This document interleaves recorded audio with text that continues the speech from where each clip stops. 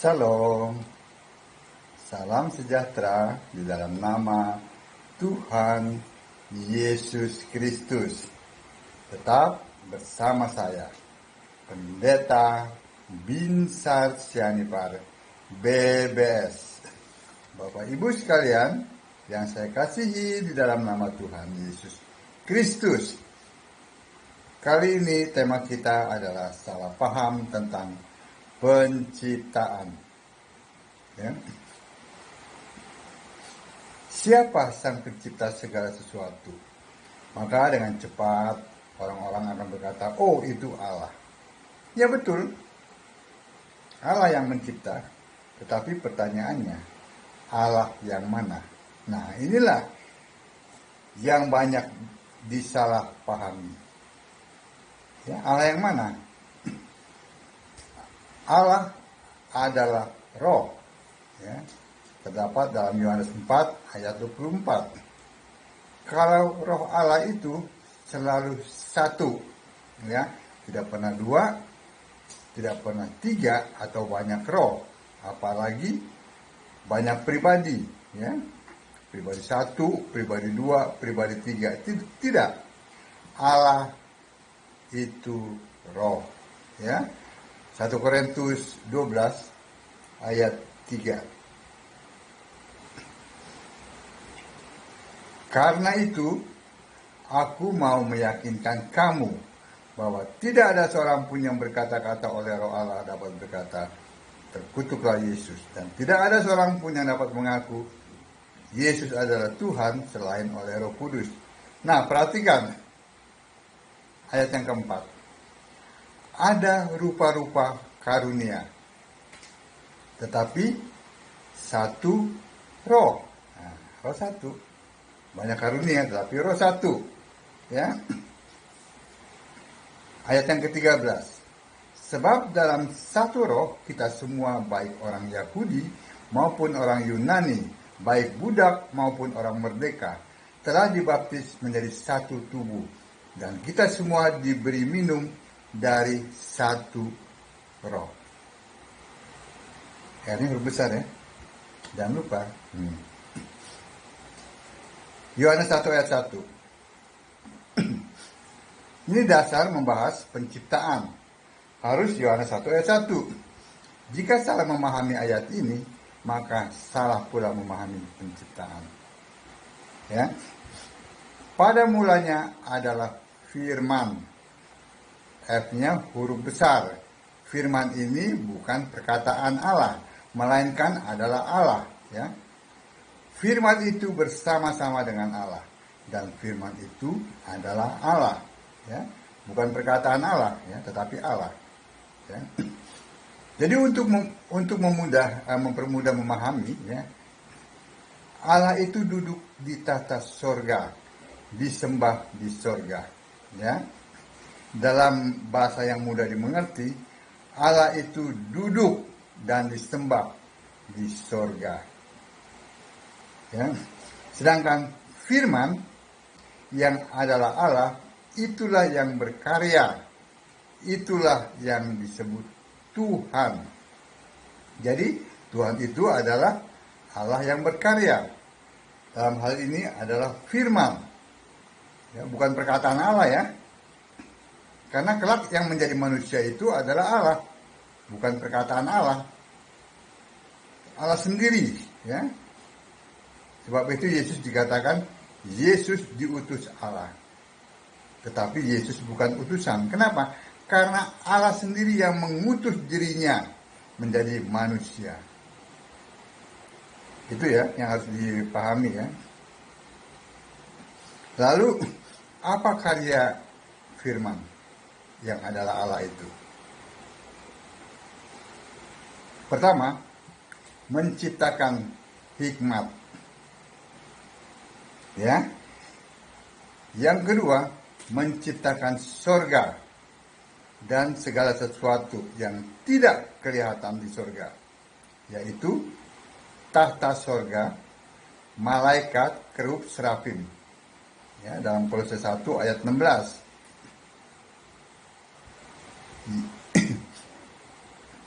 Lalu mencipta bumi, ya, yang belum berbentuk dan kosong, ya, dan air samudera raya yang gelap gulita. Kejadian 1 ayat 2.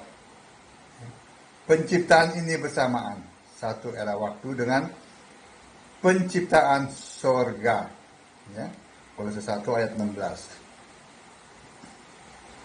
Lalu sang firman yang adalah Allah itu berfirman.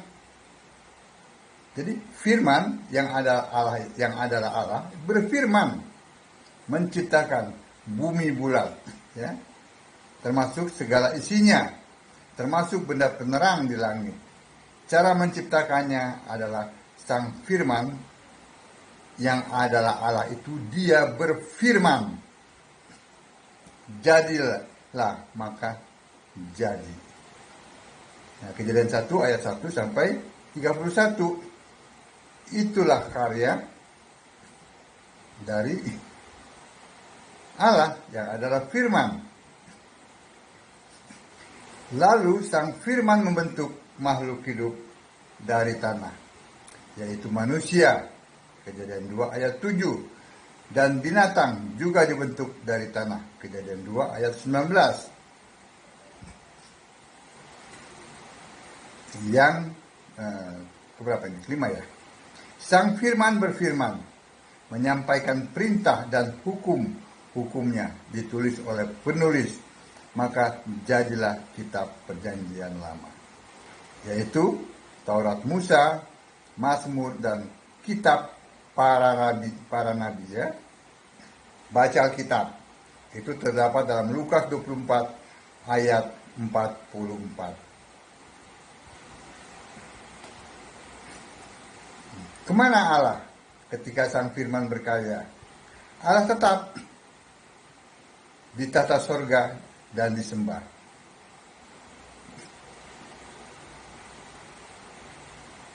Nah, sampai di sini digenapilah Yohanes 1 ayat 3.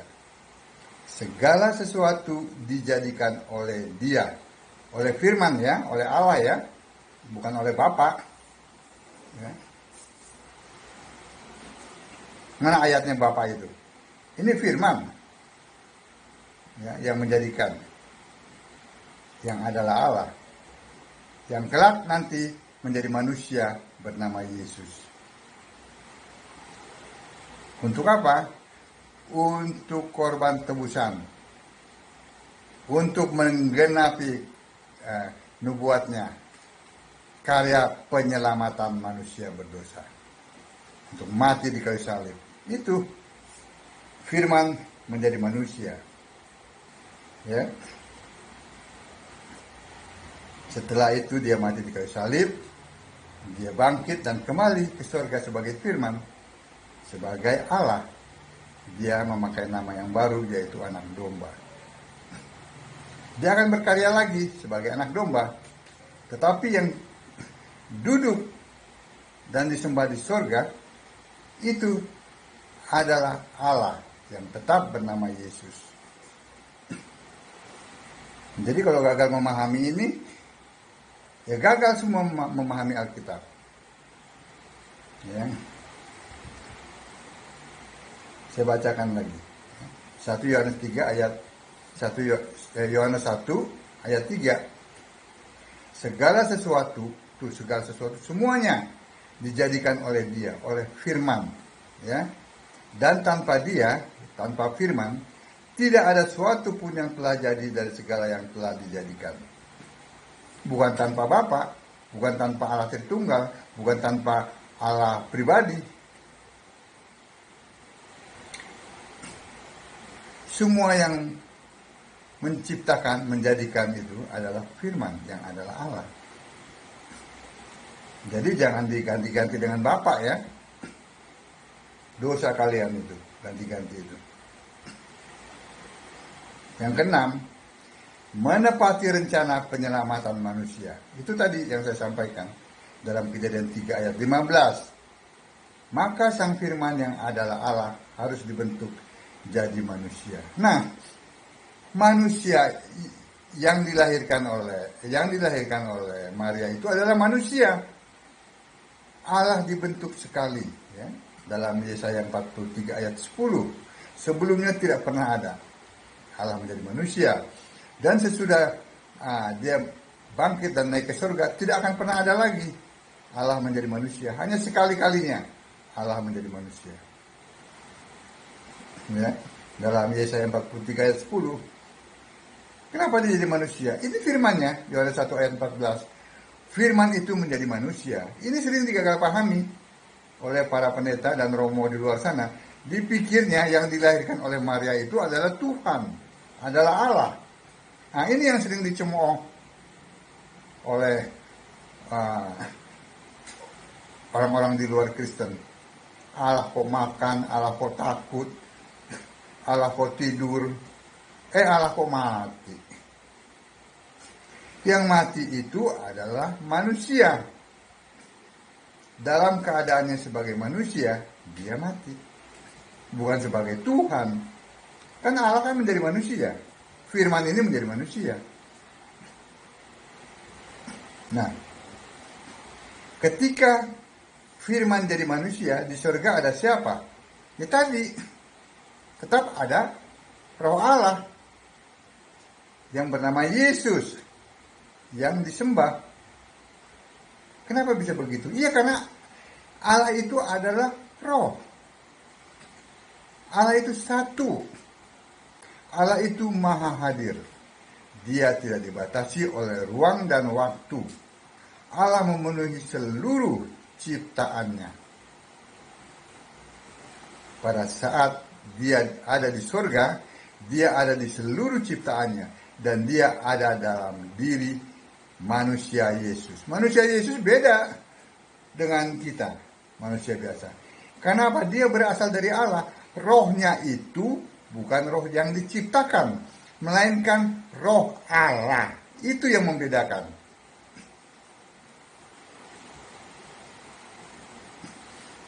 Ya. Ketika Sang Firman itu jadi manusia, tetap di surga itu ada Allah. Nah, Allah yang di surga itu, ya, Yesus roh itu, itulah yang disebut dengan kiasan Bapa oleh firman yang menjadi manusia.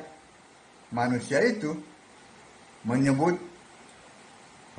Allah yang di surga itu dengan sebutan, dengan kiasan Bapa. Nah, jelas bukan? Saya sampaikan kan?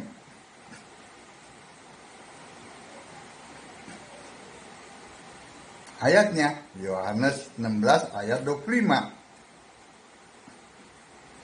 Dan itu berlaku hanya kurang lebih 33,5 tahun. Efektifnya 3,5 tahun. Itu setelah manusia Yesus itu, yang bernama Yesus itu mati, bangkit dan kembali ke surga, kiasan Bapa itu sudah tidak diperlukan lagi. Karena Yesus itu kembali menjadi firman, kembali menjadi Allah. Bisa mengerti di sini? Ya.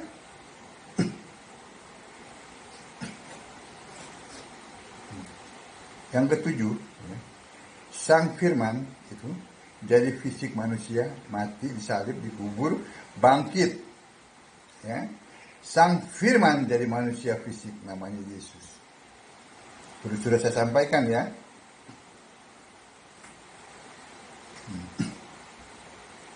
Yohanes 17 ayat 12 menulis, ya.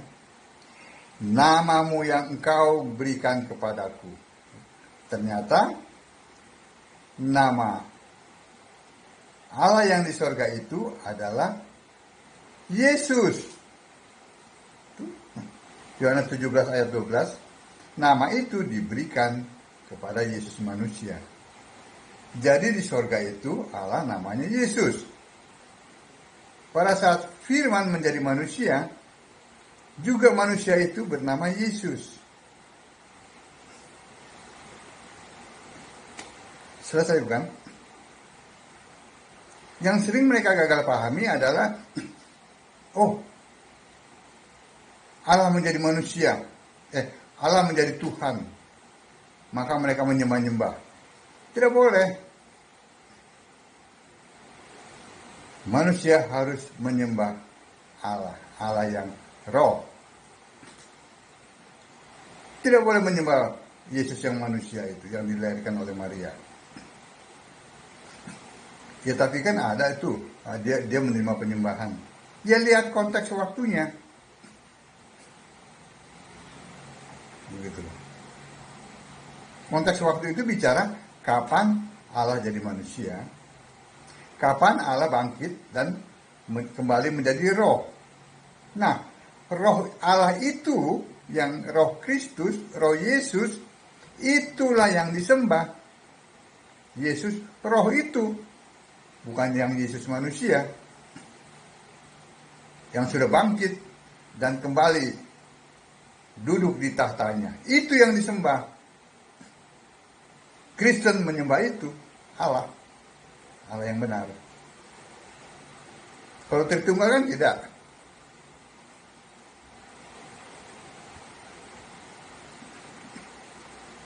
Nah, sekarang karya-karya penyelamatan, yaitu menebus manusia berdosa, ya kan? Pada saat Firman menjadi manusia, manusia itu kan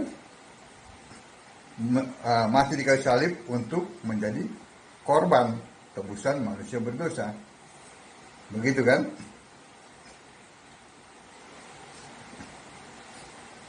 Nah, itu menebus dosa yang mana? Itu menebus dosa waris dari Adam dan Hawa. Bukan, oh setiap perbuatan dosa ditebus, setiap perbuatan dosa ditebus. Tidak begitu, enak aja. Tidak, dia mati di kayu salib, ya.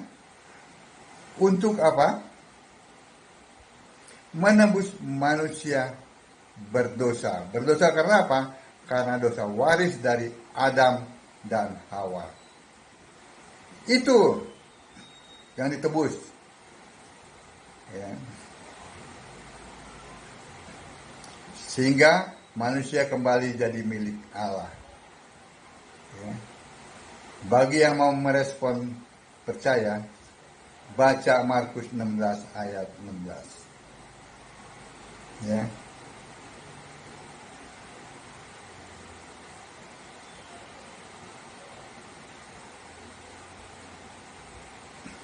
Siapa yang percaya dan dibaptis akan diselamatkan, tetapi siapa yang tidak percaya akan dihukum.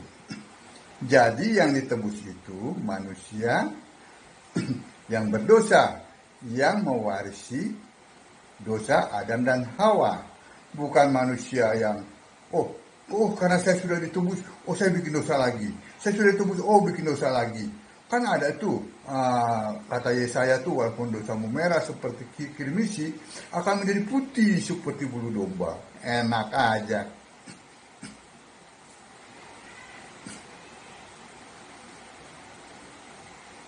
Sehingga, dihujat-hujat. Apa itu orang-orang Kristen? Enak aja bikin dosa, tapi kan ada Yesus yang disalib. Kalian salibkan lagi, Yesus salibkan lagi. Begitu kan maunya. Karena kalian tidak mengerti apa yang Yesus, kenapa Yesus mati di kayu salib dan apa yang ditebus. Sekali lagi, ya, yang ditebus adalah manusia. Ini manusia yang merespon, ya, manusia yang percaya, menebus manusia, ya, yang tadinya kan milik iblis nih, yang mewarisi dosa Adam dan Hawa. Nah ini yang ditebus.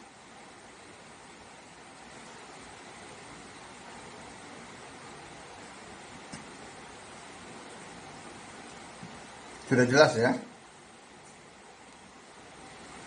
Jadi ini Kristen, jadi penjelasannya sangat jelas. Sehingga orang-orang di luar sana nggak bisa bilang lagi, oh enak jadi orang Kristen ya, bikin dosa yang disalib Yesus, bikin dosa lagi mensalib Yesus. Tidak begitu. Itu kan pemahaman Tritunggal. Manusia diberikan kebebasan untuk memilih. Setelah itu, silakan pilih.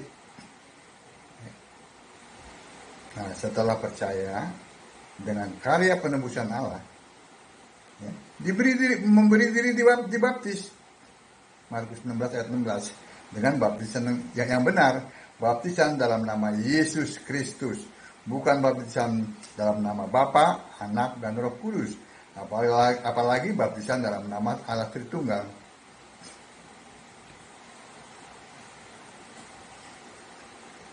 Kita lihat yang ke-8.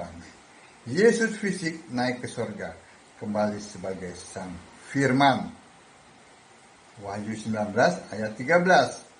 Dan namanya adalah Firman Allah. Artinya Firman adalah Allah. Kembali lagi, seperti Yohanes 1 ayat 1, dia adalah Firman.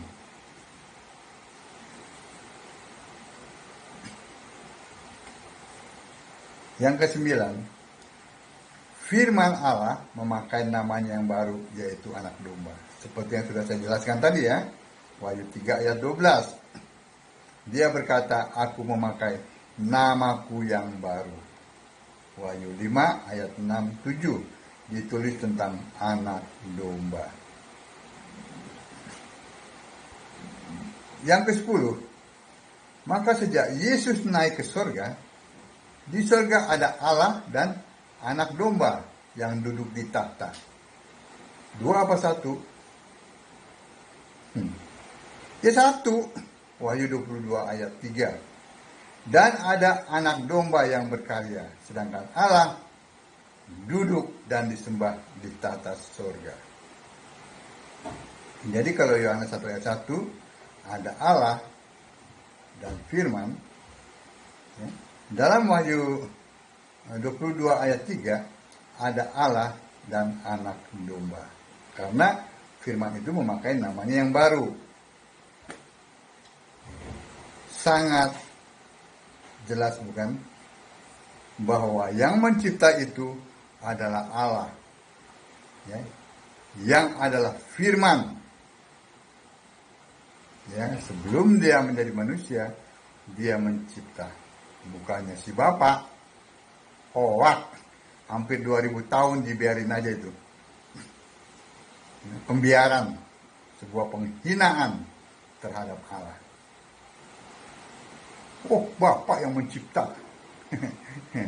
Nggak baca Alkitab. Tiba-tiba ini para pendeta Tritunggal dan Romo ini jadi buta huruf. Nggak baca Yohanes 1 ayat 3. Pembiaran itu dosa. Oh. Nah, saya menyampaikannya. Saya luruskan semua yang bengkok dengan ayat Alkitab. Tentu apa yang Tuhan taruh dalam hati dan pikiran saya dan juga lidah saya. Dan saya dikatakan sesat. Yang saya bacakan adalah Firman Allah, bukan buku dongeng.